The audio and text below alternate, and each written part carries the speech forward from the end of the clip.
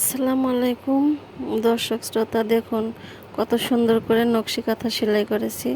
আমার এই নকশি কাঁথাটা কার কার পছন্দ হয়েছে অবশ্যই কমেন্টে জানাবেন। আর আমার সেলাইটা, আমার ডিজাইনটা কেমন হয়েছে অবশ্যই জানাবেন।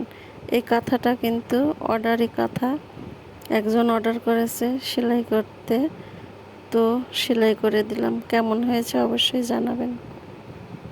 আর কেউ যদি এরকম সুন্দর নকশি কাঁথা বাচ্চাদের জন্য নিতে চান তাহলে অবশ্যই আমার সঙ্গে যোগাযোগ করবেন।